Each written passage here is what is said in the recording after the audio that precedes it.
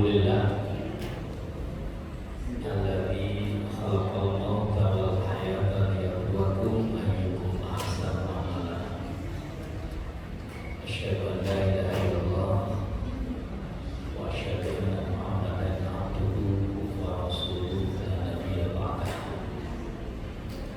Allahumma shalli wa sallim ala sayyidina Muhammad wa ala alihi wa sahbihi ajma'in.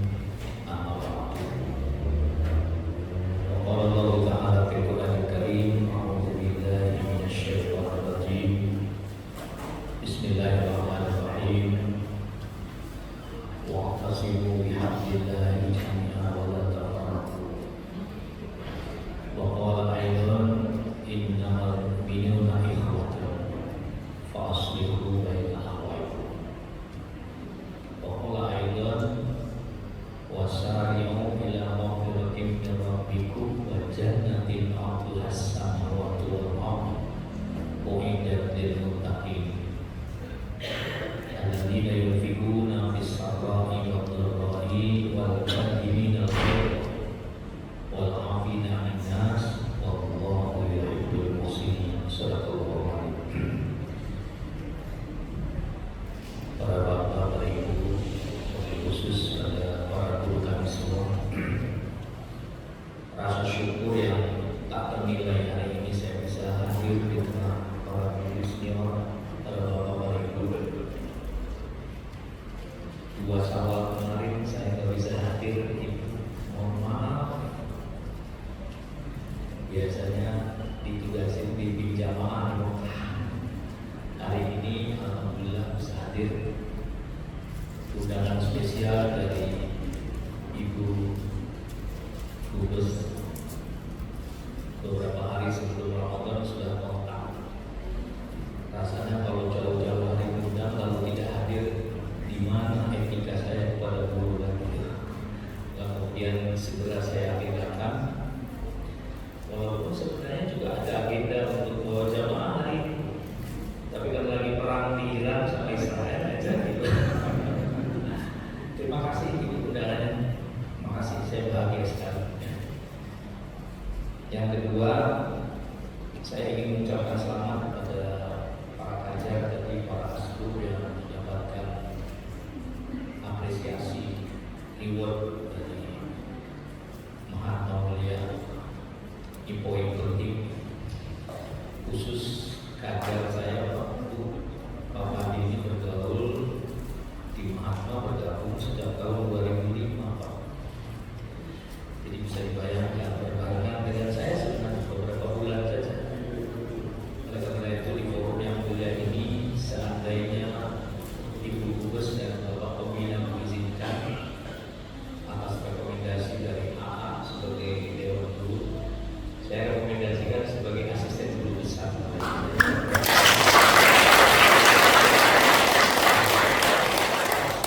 Kompetensinya, loyalitasnya, semangatnya, dan mau belajarnya yang penting, itu poin yang terus saya monitor, dan alhamdulillah beliau selalu mendapatkan reward setiap tahunnya atas izin Allah.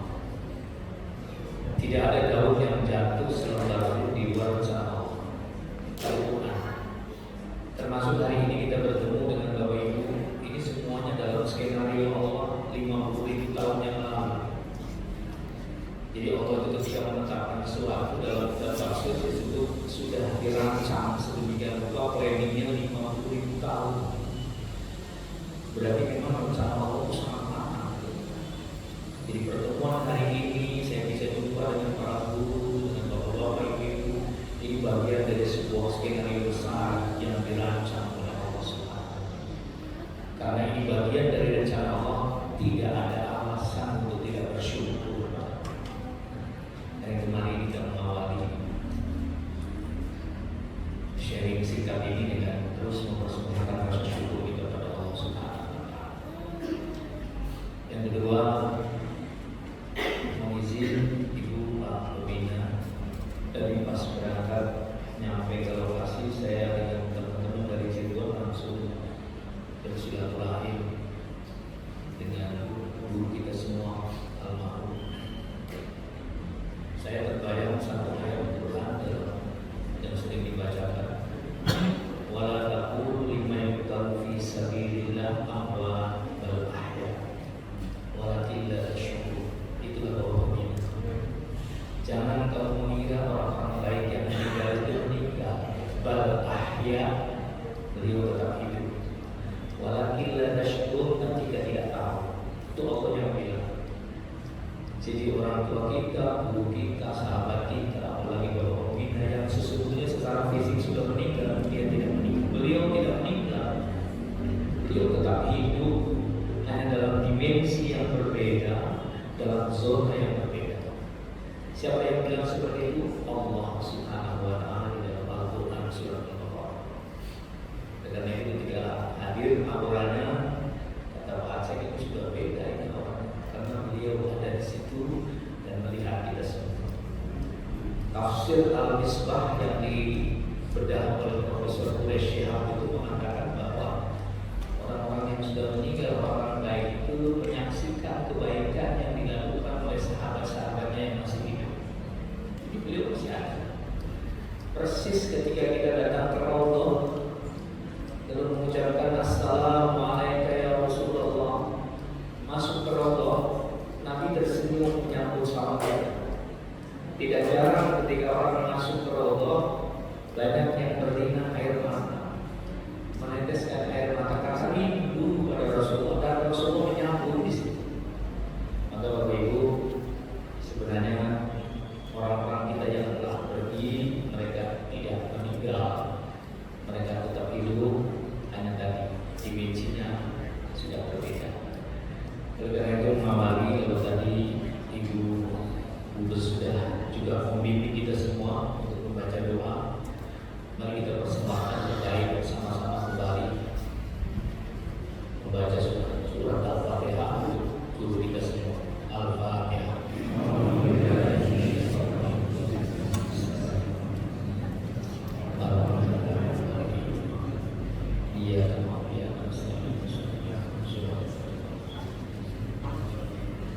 Mudah-mudahan guru kita tersenyum hari ini, menyaksikan kita tetap menjalin kebersamaan.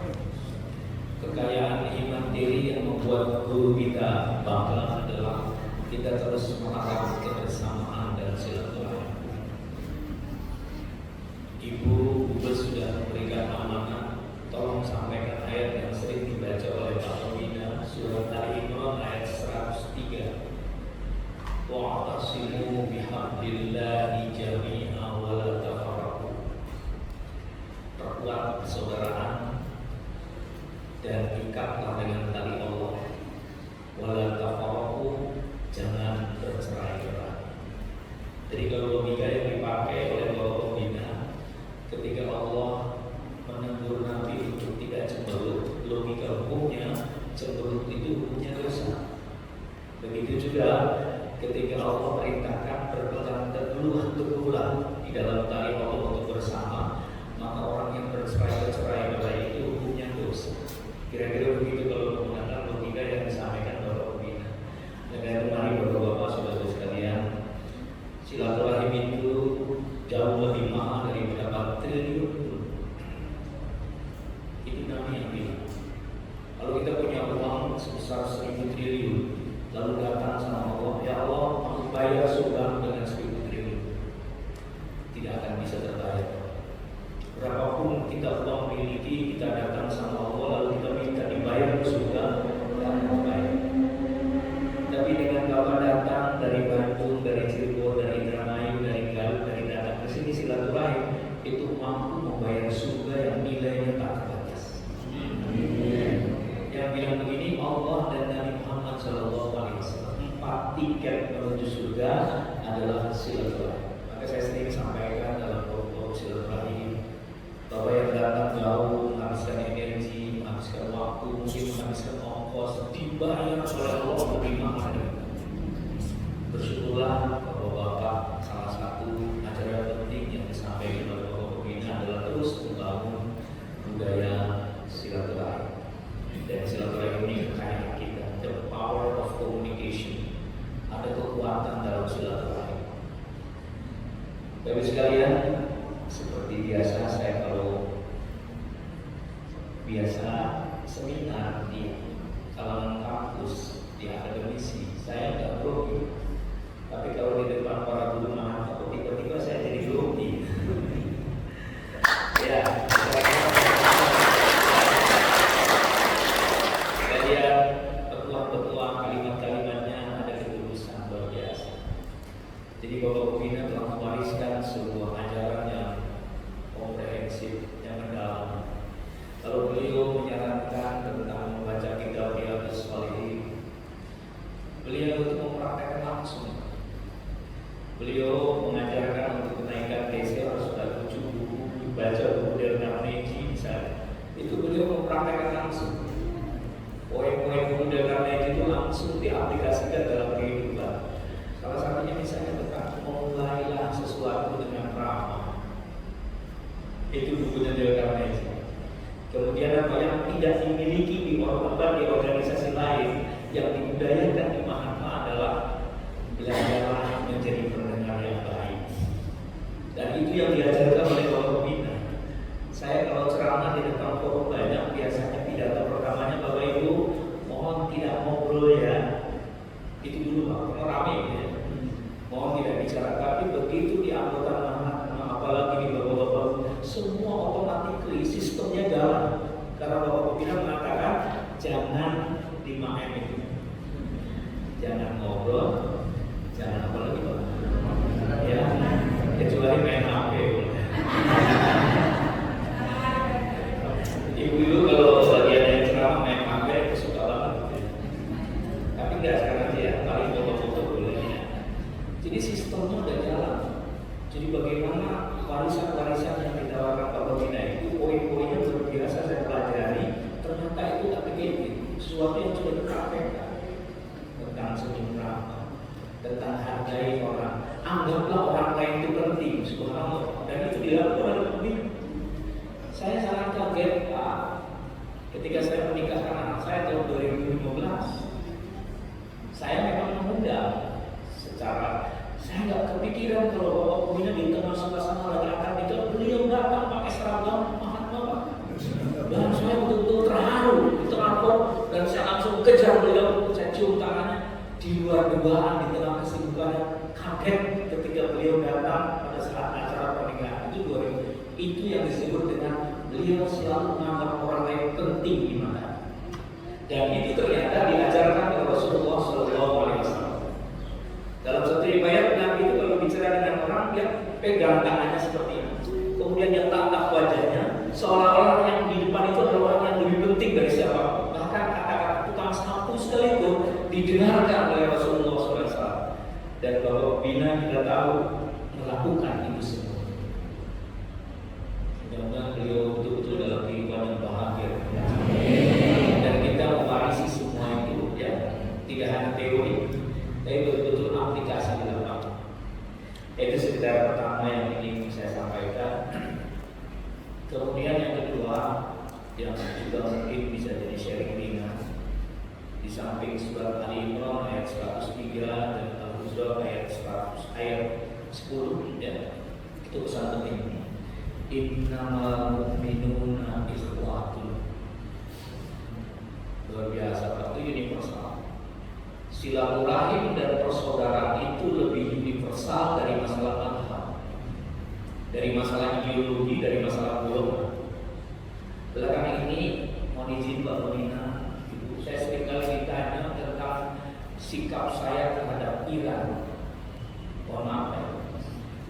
Saya hanya bilang begini, kalau Bapak di tengah jalan ada orang yang kecelakaan, lalu perlu pertolongan kita, apakah Bapak harus nanya ini Anda golongannya?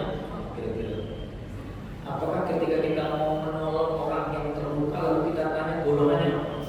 Kalau golongannya berbeda dengan saya, lalu saya tidak mau. Tidak. Persaudaraan adalah universal, lebih universal daripada mazhab, daripada golongan. Mungkin Iran berbeda, tapi pada saat itu tidak dizalimi oleh Amerika dan jadi kita punya empati kepada mereka. Bapak-bapak kalau mau menolong orang, tetangga nanya dulu agamanya apa? Itu yang ditunjukkan oleh Bapak Pembina, universal. Rasulullah SAW itu berbisnis dengan non-muslim. Rasulullah itu bertetangga dengan non-muslim. Rasulullah berkomunikasi secara bilateral dengan negara-negara non-muslim. Karena apa? Karena persaudaraan jauh lebih universal dari sekedar persoalan-persoalan nasab. Di mana kalau kita menggunakan Al-Quran surat Al-Hujurat ayat 10 yang diajarkan oleh Bapak Pembina, berarti persaudaraan kita itu lebih mahal dari apa. Oleh karena itu mari Bapak-bapak, bukan saya menggurui, hanya mengingatkan bahwa ada sesuatu yang lebih bernilai. Jaga, rawat, dan pelihara persaudaraan di antara kita. Karena persaudaraan itu abadi dan nilainya universal. Mudah-mudahan kita semua nanti kumpul di surga Aden sana. Ada satu ayat dalam Quran surat Al-Baqarah ayat 20 sampai 24 yang saya beri judul namanya reuni keluarga di surga Aden. Jadi nanti pertemuan itu akan terjadi, orang-orang yang terpisah oleh kematian, saudara-saudara kita, guru kita, orang tua kita, anak kita, pasangan kita yang sudah meninggal, itu akan berpotensi dipertemukan lagi dengan kita nanti di sebuah tempat yang Allah siapkan namanya surga Aden. Berkumpul yang disebut dengan reuni keluarga. Tapi memang syaratnya banyak, ada 8 syaratnya, panjang. Ya, salah satunya yang diajarkan oleh Bapak Pembina, ya, membalas kejelekan orang lain dengan kebaikan dan merawat silaturahim. 2 poin. Silaturahim adalah syarat mutlak untuk kita bisa reuni keluarga mahatnya di surga nanti. Begitu silaturahim kita putus karena persoalan-persoalan yang tidak penting, maka gagal kita mendapatkan reuni ke dalam surga. Ini penting. Oleh karena itu kata Allah dalam bulan surat Al-Baqarah kita rawat. Yang dari Garut tadi jauh lumayan, yang dari Bandung luar biasa udah banjir tetap datang. Allah akan ganti. Belum apa-apa tadi sudah diganti sama Iblis.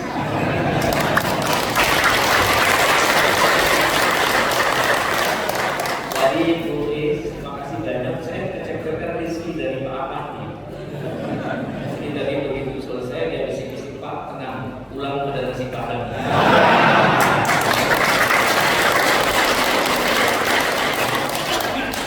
Harus begitu.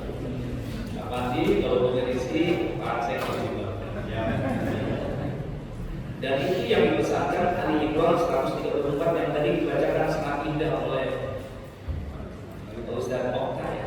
Subhanallah. Alladzina yunfiquna fis sarra'i wad dharra'i. Orang-orang yang saleh secara sosial itu punya kekuatan empati. Begitu dapat reward ihsani dari Ibu Is, langsung pulangnya berbagi kepada jaringan dan kepada anggota keluarga. Kenapa? Punya kekuatan empati. Jadi kalau tidak berbagi, berarti kesalahan sosial tidak bermasalah. Alladzina yunfiquna fis sarra'i wad dharra'i, orang yang mampu berbagi kepada orang lain dalam situasi lapang maupun dalam situasi sulit. Nabi mengatakan ketika kita punya uang, bersedekah itu baik. Tapi lagi nggak punya uang, masih ingin bersedekah, itu jauh lebih baik. Luar biasa, ya. Dan tradisi yang sudah sekian puluh tahun dibariskan oleh Bapak Pembina, diteruskan oleh guru-guru kita semua hari, terus berbagi dengan sesama. Dan kalau dalam teori ekonomi, Pak Insinyur ini hafal betul dengan Pak Aan, high cost, high return. Semakin besar dia memberikan dana sosial, semakin tumbuh ekonomi kita. Semakin sulit kita berbagi, semakin sulit ekonomi kita. Jadi kalau ingin bisnisnya besar, ingin usahanya berkah, ingin usaha yang kita lakukan berkah, harus high cost.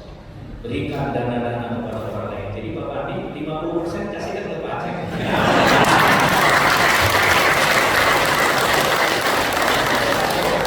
Saya bahagia tradisi ini terus. Saya pernah dapat soalnya 3 kali dengan Bapak Pembina. Hari ini saya wariskan kepada Pak Adi. Itu yang pertama. Nah, kemudian substansi yang berikutnya adalah tadi persaudaraan harus kita rawat forever, ya, sampai mati. Gak ada yang hebat kecuali persaudaraan yang kita rawat sampai nanti kita menjelang mati. Bapak Ibu, saya selalu berbagi pada ketua jaringan ketua cabang, latihan pelatih. Ketika Anda masuk melatih Mahatma, lalu Anda niat untuk beribadah mencari mardotillah, sesungguhnya kita sedang memperbaiki jalan pulang. Jadi ketika kita melatih Mahatma dengan ketulusan, dengan keikhlasan, berbagi sehat, lalu termotivasi, niatkan sebagai cara kita sedang memperbaiki jalan pulang. Jalan pulang tidak hanya diperbaiki di dalam masjid, tidak hanya diperbaiki dengan baca doa, itu penting. Tapi jalan pulang juga kita perbaiki dengan cara melatih membuat orang senang, melatih dengan orang kemudian bisa bahagia, memberi sesuatu kemudian orang merasa termotivasi. Itu juga bagian dari cara kita memperbaiki jalan pulang. Apa yang dimaksud jalan pulang? Kita semua mau pulang, Pak. Kita akan nyusul nanti Pak Buya Dasril yang di Sumatera Barat, kemudian Pak Harim Sero, ya, guru-guru kita akan pulang. Mereka pulang karena dia sudah berinvestasi di Mahatma, memberikan kebaikan pada banyak orang. Saya selalu memberi motivasi pada teman-teman ketika Anda melatih dari rumah dan capek dari kantor lalu datang lalu membuat orang bahagia. Apa kata Nabi? Ahabbul a'mal ilallah idkhulus surur ala qalbil mu'min. Amal yang paling dicintai sama Allah adalah menghadirkan rasa bahagia kepada orang lain. Subhanallah. Jadi seorang pelatih yang datang melatih lalu anggotanya bahagia dengan kehadirannya, itu sudah membuat investasi terbaik di hadapan Allah Subhanahu. Kenapa saya sampaikan Bapak Ibu, ini motivasi kita bergerak di Mahatma bukan hanya sekedar formalitas, tapi ini ibadah saya kepada Allah Subhanahu. Maka menurut saya di orang-orang ini insya Allah calon penghuni surga.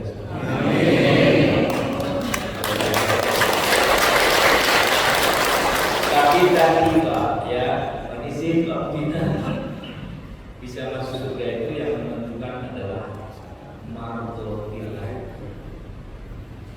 Kenapa Anda melatih jauh-jauh hujan-hujan dari mulai kompleknya Pak Aceh itu namanya Indobria, melatih di daerah Kuningan, Ciwiru, hujan-hujan, pulang-pulang maghrib capek, hanya bawa motor, energinya. Tapi kalau Pak Aceh bergerak dari yang jarak jauh melatih orang sekian di atas bukit dengan niat mencari ridho Allah, ingin membahagiakan orang lain, Allah bayar semua keletihan dan kelelahannya, akan mendapatkan ridho terbaik dari Allah. Itu cara kerja dari pelatih, gak ada yang bingung. Dan itu silakan nanti cek ke Pak Pelatih. Setiap kali saya ketemu dengan Pak Pelatih, ayo bismillahnya bukan karena cari apa-apa. Bismillah, ini ibadah saya sama Allah. Karena kalau kita ibadahnya hanya niatnya hanya karena rutinitas, rugi Pak, capek, lelah sekali. Maka di Quran, saya dari Pak Pembina juga, beliau mengutip surat Asy-Syura ayat 20. Saya ingat waktu di pesantren beliau menyampaikan ini, dan saya kaget tafsir beliau luar biasa. Dia mengatakan harsul dunia, harsul akhirat. Surat Asy-Syura ayat 20. Jadi kalau kita bergerak itu harus ada dua tujuan. Ada harsul dunia, tujuannya dunia. Ada harsul akhirat, tujuannya mardotillah. Orang cerdas kata beliau, dan ini diterapkan di mana bukan cari dunia. Kenapa? Kalau mau bergerak mencari dunia, kamu dapat dunia, kamu dapat uang, kamu dapat penghargaan, kamu dapat mobil, kamu dapat rumah, tapi begitu kamu mati, kamu tidak akan dapat apa-apa. Kenapa? Misorientasi, salah orientasi. Jadi gimana?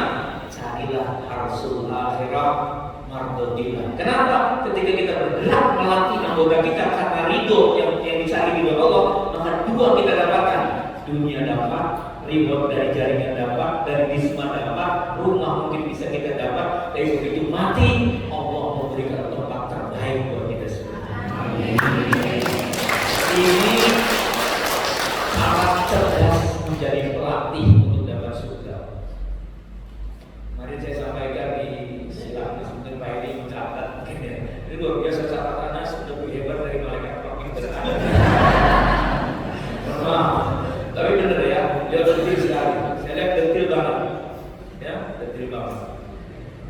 Jadi ceritanya ini Pak, izin Pak, saya menyampaikan seminar di depan para pengusaha. Jangan pengusaha, judulnya tentang ekonomi Islam. Sebelum saya seminar, saya nawarkan free test.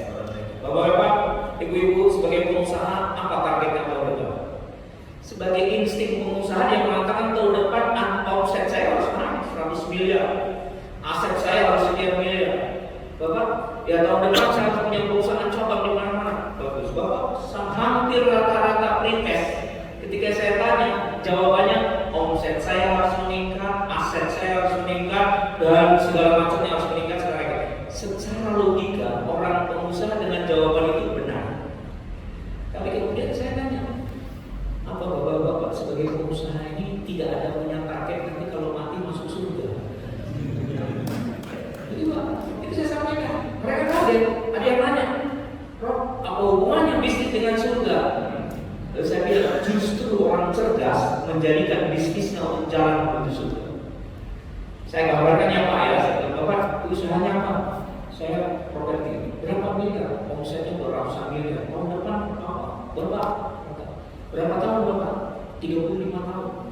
Sekarang gini Pak, Bapak bekerja 35 tahun, omsetnya ratusan miliar, asetnya miliaran. Tapi kalau nantinya nggak dapat surga, saya bilang, Bapak ini pengusaha yang bodoh seperti itu. Pakai mereka Pak. Kok bodoh? Iya kan, berapa lama kita bekerja cari uang, habis energi, habis tenaga, habis ilmu, nantinya nggak dapat surga. Karena target kita surga, jadi gimana? Bapak harus bisnis dengan cara menjadikan bisnis sebagai cara untuk mendapatkan surga. Bagaimana caranya? Apa? Dalam Mahatma Mardotillah itu adalah cara terbaik untuk bisnis menuju surga. Ini penting Pak, ya. Jadi teman-teman yang melatih, kenapa mau melatih?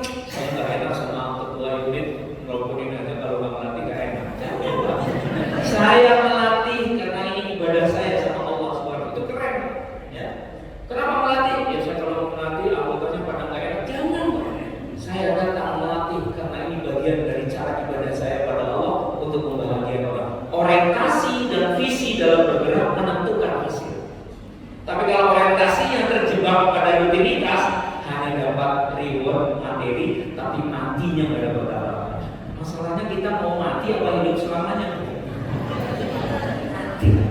Cara cerdas itu mati Pak. Kalau bahasa kita yang sering sampaikan itu Pak, ini kehidupan yang sesungguhnya itu baru dimulai ketika nafas kita berhenti. Jadi Bapak sekarang ini belum hidup yang sesungguhnya Pak. Hidup yang sesungguhnya itu baru dimulai ketika nafas kita berhenti, dimasukkan ke dalam kubur, maka Allah bangunkan kita, dihidupkan kembali, lalu ditempatkan di sebuah zona namanya barzah. Barzah itu bahasa Arab, perbatasan alam kubur dengan kiamat. Barzah. Jadi saudara kita, sahabat kita, orang tua kita yang meninggal masih hidup mereka di barzah. Mereka sangat bahagia, bisa sekaligus sangat menderita. Apa yang menentukannya? Visi kita ketika kita hidup di dunia. Kalau jadi anggota Mahatma, jadi pelatih Mahatma, jadi guru Mahatma dengan niat karena Allah yang diajarkan bahwa membina, maka jaminan di alam barzah tidak akan mendapatkan kebahagiaan. Visi menentukan nasib kita di masa depan. Bapak ini melatih Mahatma bukan pengen lewat tiap dari Pak Ibu Asdo, ya, bukan, ya. Saya melatih karena ini bagian dari cara ibadah saya pada Allah. Akhirnya apa? Dapat reward, anggotanya berkembang, matinya, tapi jangan sekarang Pak. Masih ada UII ini, ya. Matinya akan bahagia. Cara cerdas menjalani hidup, perbaiki visi. Nah itu yang disampaikan, ya, dalam surat Asy-Syura ayat 20. Terakhir kembali mengenai surat Ali Imran, tapi yang 133. Kalau wasari'u ila maghfiratin min rabbikum wa jannatin 'arduhas samawati wal ardh, itu namanya kesalehan pribadi. Salat kita, ibadah kita, ngaji kita, puasa kita, zikir kita, itu kesalehan kita sama Allah. Tapi apakah itu cukup untuk kita pulang menghadap Allah? Ternyata tidak. Butuh kesalehan sosial. Dan kesalehan sosial itu digambarkan dalam Ali Imran 134 tadi, alladzina yunfiquna fis sarra'i wad dharra. Ketika hari ini Ketua Yayasan Mahatma dan Pembina Mahatma dan seluruh pengurus Mahatma memanifestasikan berbagi kepada orang lain, tidak hanya kepada yatim, kepada semua orang, bahkan kepada orang yang di sekitar ini, itu adalah manifestasi tentang pentingnya kesalehan sosial. Yang dalam Al-Quran, alladzina yunfiquna fis sarra'i wad dharra. Jangan berhenti berbagi walaupun mungkin jaringan kita agak turun. Jangan berhenti tentang berbagi walaupun mungkin pendapatan kita tidak sebesar dulu. Tetaplah berbagi karena itu merawat kesalehan kita secara sosial. Kesalehan sosial menentukan apakah kita layak mendapatkan surga atau tidak. Maka saya merasa terharu jujur aja. Hampir tiap tahun dan di daerah saya membaca semua walaupun tidak aktif secara langsung bagaimana Allah mengajarkan kepada kita dengan terus berbagi berapapun, termasuk tadi yang disampaikan oleh Pak Haryanto, memaksa dengan cara halus bilang anak yatim itu halus, itu kan banget. Di Cirebon itu aku mohon izin melaporkan setiap Ramadan berbagi, bahkan yayasan tertentu selalu tidak hanya yayasan Mahatma, yayasan tertentu itu banyak kontribusi dari anggota Mahatma ketika membangun gedung seberang, terutama dalam pengenalan. Dan tidak rugi, ketua jaringan yang dapat reward dari Allah, guru besarnya yang lebih atas dapat reward dari Allah, karena sistemnya multi level dalam amal. Apa yang dilakukan kebaikan pada tingkat bawah itu langsung tembus ke atas pada orang-orang yang menggagas tahap pertamanya, termasuk almarhum kita yang di sana mendapat investasi dari kebaikan yang kita lakukan. Jadi ini namanya beramal secara berjamaah. Itu yang pertama. Jadi mari Bapak Ibu, kalau halal bihalal itu kesalahan sosial. Kalau kesalahan pribadi mungkin sudah pada hebat, puasanya, sholatnya sudah oke semua. Tapi yang kadang-kadang berat kesalahan sosial. Pertama indikatornya adalah alladzina yunfiquna fis-sarra'i. Yang kedua apa? Yang kedua wal kadhimina al-ghaidh. Orang yang memiliki kecerdasan emosi. Saya belum lihat Pak Pembina marah dalam bagian ekspresif, marahnya sambil tersenyum, tapi efeknya kencang banget. Ini saya rasakan Pak, beliau mau marah enggak, senyum tapi kelihatan bahwa beliau sedang marah. Jadi kita tahu bahwa beliau marah, tapi artinya apa? Pak Pembina tahu betul marah bukan pernah menyelesaikan masalah. Maka Rasulullah ketika ditanya oleh seorang sahabat, ya Rasulullah nasihati saya, apa kata Nabi? La taqdur, jangan marah.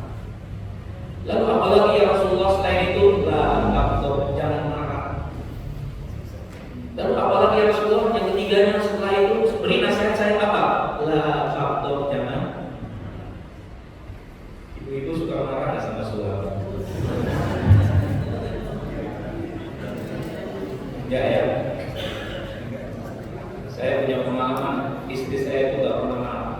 Alhamdulillah. Ya, karena bergaul dengan orang-orang luar biasa.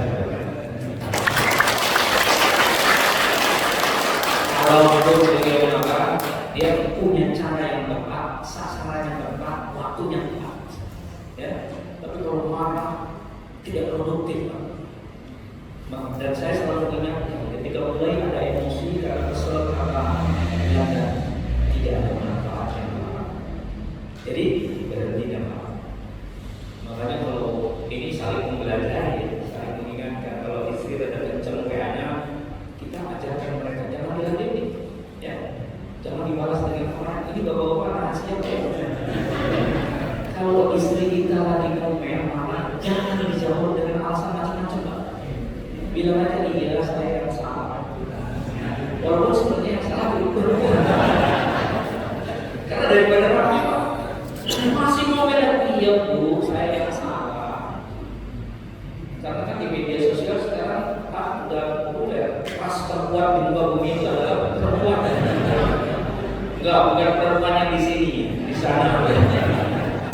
Jadi itu ya, jangan marah. Siap nggak teman-teman istrinya praktis, istrinya kajian, istrinya astu, tidak mau bermarah lagi? Siap nggak?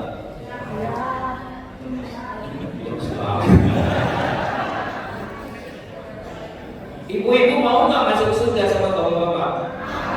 Bapak-bapak mau nggak? Mau. Kayaknya keras ibu-ibu ya. Saya jadi ingat Ustaz saya itu kan Ustaz Abdul Somad. Menarik juga ketika ditanya ibu-ibu mau nggak masuk surga sama bapak? Mau. Begitu ditanya bapak-bapak? Mau. Ditanya kenapa bapak jawabnya?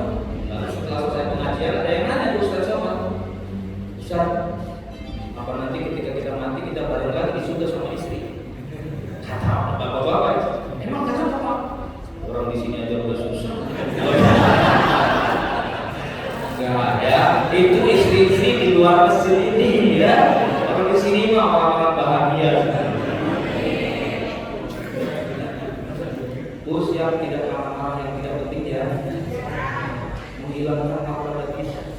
Ya, mari kita jaga dengan. Ya, pokoknya saya ingin menerima pembina. Saya juga pernah marah, tapi kalau marah, oh iya, ya marah juga ada manfaatnya, benar. Udahlah senyum aja, subhanallah. Itu yang diajarkan Bapak pembina yang disebut dengan senyum. Nah, sekali lagi yang kedua, ciri orang yang soleh secara sosial adalah wal-ghalimin al-ghaib. Kata Albert Einstein, pernah saya sampaikan di Silakas, orang yang membalas kejelekan orang lain dengan kejelekan yang sama, itu orang-orang yang bermental rendah. Orang yang membalas kejelekan orang lain pada kita dengan kebaikan, itulah orang-orang mulia. Orang yang membalas kejelekan orang lain dengan mengabaikan saja, itulah orang cerdas. Jadi mau jadi orang lemah, mau jadi orang kuat, mau jadi orang cerdas, itu pilihan. Dan Mahatma sudah mengajarkan pada kita jangan marah. Saya tanya, ada nggak pelatih yang memarahi anggota? Tidak ada. Walaupun Pak Ismani kubisnya kenceng segini, nggak pernah marah. Dan marahnya efektif. Dan saya katakan mau ini Pak, Ibu Bapak jurusnya keren banget, udah jelek banget. Itu dari Bapak pembina Pak. Keren banget. Coba sekali lagi. Wah, semangat mereka juga, semangat. Masih jelek semangat. Luar biasa. Mana strategi seperti ini membahagiakan orang lain? Buat orang lain jadi bahagia dengan kata-kata apapun, yang penting dia bahagia. Itu kuncinya Pak. Dan saya amati semua yang diajarkan Bapak pembina itu luar biasa itu praktek. Bapak yang jadi pelatih pernah memarahin anggota? Enggak ada. Coba di olahraga lain, oh maaf saya tidak menjalankan olahraga lain. Ada kan pengawas sampai diterima enggak? Orang suruh push up lalu bilang terima kasih, mana ada sejarah di kita. Suruh push up itu dihukum, malah bilang terima kasih. Itu dari Bapak pembina loh. Saya betul. Nah, silaturahim itu efeknya. Wal-ghalimin al-ghaib. Kalau tadi saya tanya ibu-ibu pernah marah nggak sama suami? Dan jawabnya apa? Jangan lagi, kecuali yang penting banget. Kalau misalnya penting banget suaminya ngeselin, caranya gini. Kalau ibu punya suami ngeselin, bilang sama Allah, ya Allah, terima kasih kau sudah memberikan aku suami yang ngeselin. Ya, jangan-jangan inilah cara kau mengajari aku tentang sabar. Daripada nulis yang macam-macam menyakitin orang, jangan. Ya, bilang sama Allah, nanti Allah yang menegur suaminya. Betul. Bapak-bapak punya istri yang cerewet nggak? Kalau bapak-bapak punya istri yang cerewet, bilang sama Allah, nggak usah dimarahin Pak. Karena istri itu memang cerewet. Gimana? Ya Allah, terima kasih Engkau sudah memberikan aku istri yang cerewet. Jangan-jangan inilah cara Engkau mengajari aku tentang sabar. Keren banget. Terjadi berantem nggak? Lama-lama kedewasaan dalam beragama semakin matang. Oh iya, cara menyelesaikan yang benar-benar. Wal-kadhimin al-ghaib. Itu Quran ya. Orang-orang yang mampu mengendalikan. Yang ketiga, wal-'amilina linnas. Orang yang soleh secara sosial yang diajarkan Mahatma itu melalui Bapak pembina, orang-orang yang punya keberanian memaafkan orang lain dan punya keberanian meminta maaf. Orang itu pernah menzalimi kita, merusak jaringan saya, memfitnah saya. Gimana balasnya? Maafkan saja. Nanti Allah yang akan memberikan sesuatu. Apakah kemudian dengan kita melakukan pembalasan kepada mereka dengan cara yang sama lalu memunculkan martabat kita bagus? Tidak sama sekali. Jadi gimana? Maafkan saja. Rasulullah SAW berdialog di Madinah sudah kondisi politiknya sudah tak karuan. Banyak sahabat yang ditindas, disiksa, semuanya menyakitkan hati Nabi. Lelah batin Nabi melihat sahabatnya disiksa. Keluar dari balik. melakukan survei, barangkali di Taif nanti menjadi tempat persinggahan para sahabat yang disiksa di Mekah. Nyampe di Taif ekspektasinya berubah, di luar ekspektasi. Ternyata dilemparin batu. Kita tahu dalam satu riwayat, ketika sang Nabi darahnya sudah menetes ke atas bumi, maka aras di langit berguncang. Seorang Nabi yang darahnya menetes ke atas bumi, aras di langit berguncang dan malaikat terkejut semua. Dan itu terbukti ketika Nabi Muhammad dilempari batu, diusap dengan sorbannya lalu berlindung di sebuah bukit, turun malaikat Jibril dari langit. Ya Muhammad, kami jutaan malaikat di langit menghormati engkau dan bersolawat kepadamu. Allah pun bersolawat kepadamu.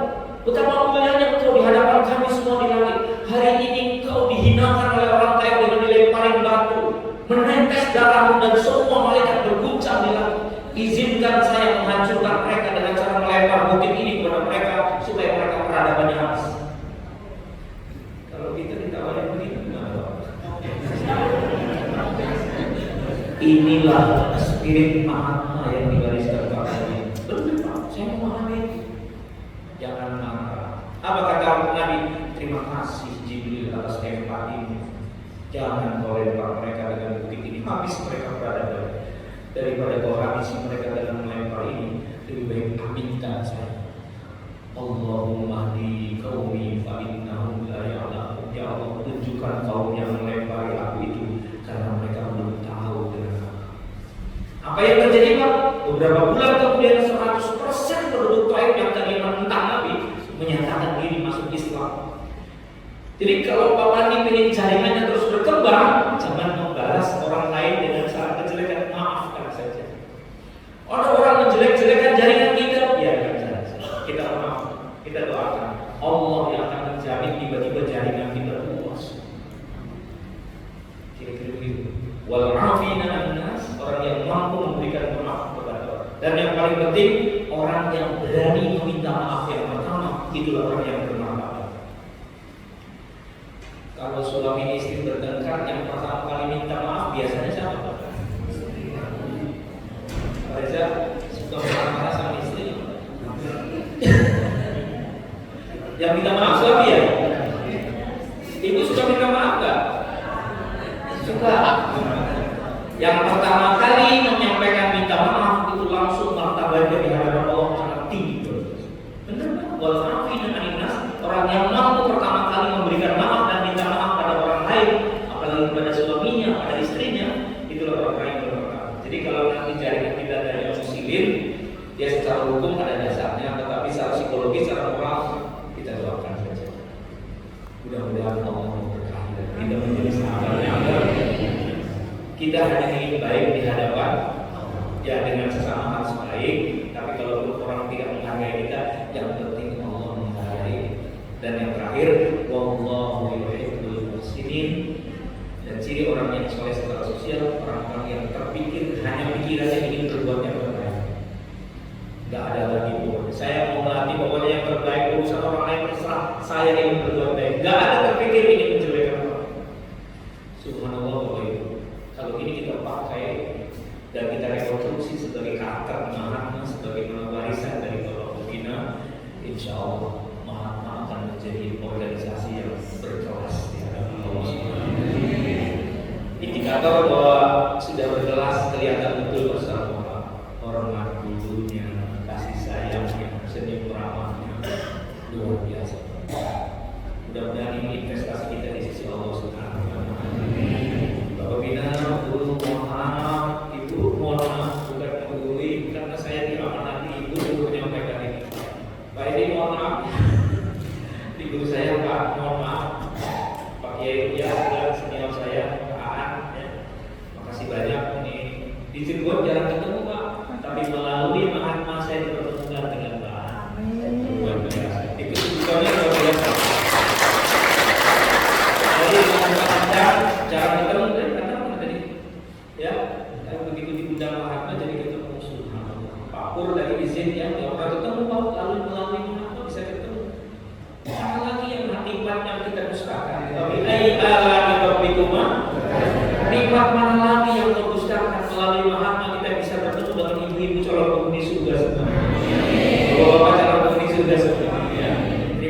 kasih, sekali lagi mohon maaf. Saya akhiri. Assalamualaikum warahmatullahi wabarakatuh.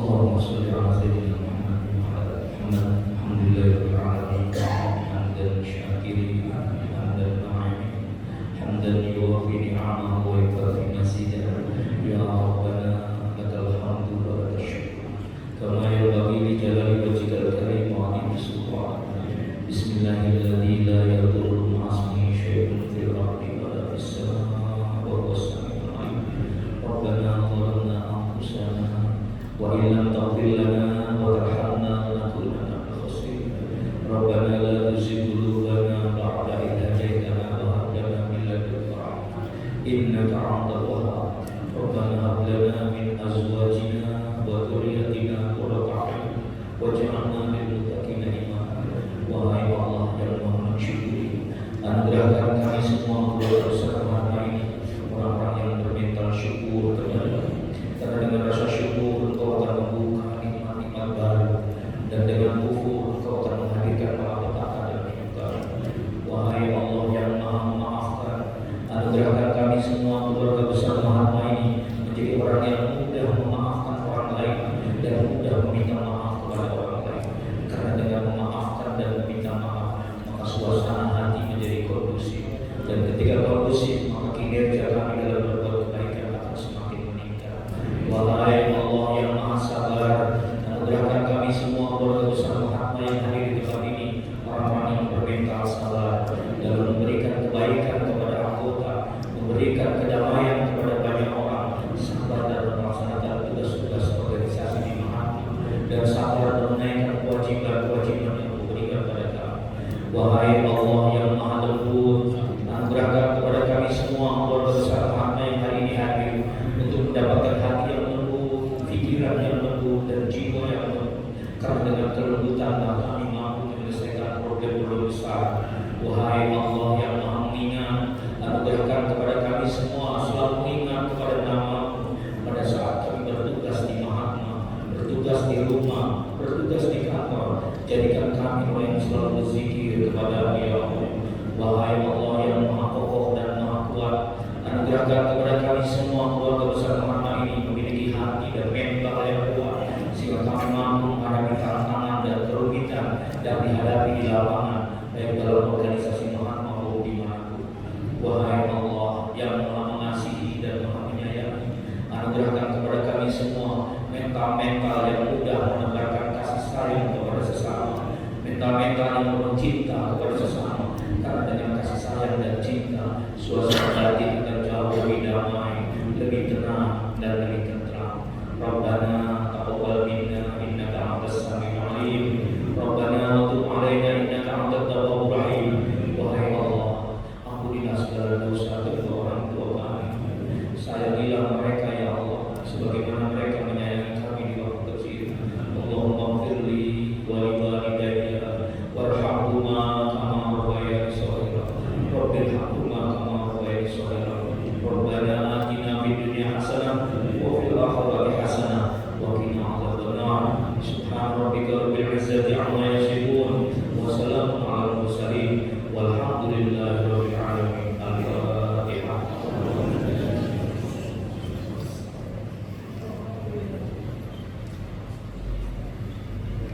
Assalamualaikum warahmatullahi wabarakatuh.